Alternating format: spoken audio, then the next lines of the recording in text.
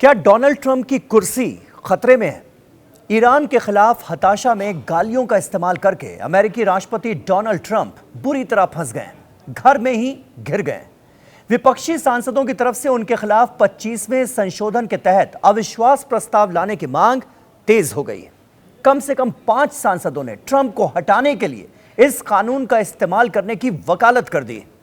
इन सांसदों का कहना है कि ट्रंप अपने कर्तव्यों को निभा पाने में अक्षम हो चुके हैं। उन्हें कुर्सी से हटाना ही अब एकमात्र विकल्प बचा है। दरअसल डोनाल्ड ट्रंप ने रविवार 4 अप्रैल को अपनी एक पोस्ट में ईरान को लेकर 2 बेहद आपत्तिजनक शब्दों का इस्तेमाल किया।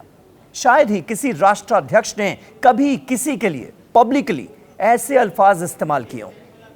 ट्रंप के इस गैर जिम्मेदाराना बर्ताव से अमेरिकी विपक्षी सांसद भड़के हुए हैं। यूएस स्टेट रिप्रेजेंटेटिव बेका बालिंट ने एक पोस्ट में कहा है कि अगर ओबामा या बाइडेन ने इस तरह की बात कही होती तो रिपब्लिकन क्या करते? सभी लोग उन्हें हटाने की मांग करते। आज हम भी ट्रंप को हटाने की मांग कर रहे हैं। सीनेटर क्रिस मर्फी ने कहा है कि अगर मैं ट्रंप कैबिनेट का हिस्सा होता तो 25वें संशोधन को लागू करने के लिए वकीलों से बात करता। ट्रंप लोगों की हत्या करने में लगे हैं।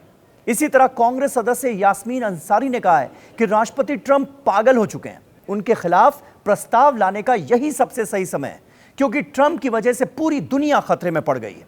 मेलेनी स्टैंसबेरी ने तो यहां तक कह दिया कि हमारे सम्राट पूरी तरह से नंगे हो चुके हैं। यही वक्त है उन्हें हटाने का, नहीं तो पानी सिर से ऊपर चला जाएगा।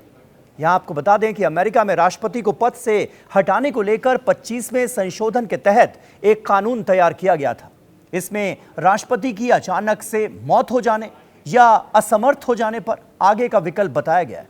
राष्ट्रपति के हटने या हटाने पर उपराष्ट्रपति उनके पद का शेष कार्यकाल संभाल सकते हैं। इस कानून को अमल में लाने के लिए पहले कैबिनेट को एक प्रस्ताव लाना होता है। राष्ट्रपति अगर इसका विरोध करते हैं तो उसे संसद में ले जाया जाता है। सेनेट और कांग्रेस के अगर 2/3 सदस्य इस प्रस्ताव को मंजूर कर लेते हैं तो राष्ट्रपति को कुर्सी छोड़नी पड़ती है। इस बीच एक्सप्रेस यूके के मुताबिक खबर तो यह भी है कि ट्रंप ने ईरान के खिलाफ आपत्तिजनक बयान देने के बाद 3 दिन की छुट्टी ले ली। तो क्या अमेरिका की फजीहत कराने के बाद वो बचते फिर रहे हैं?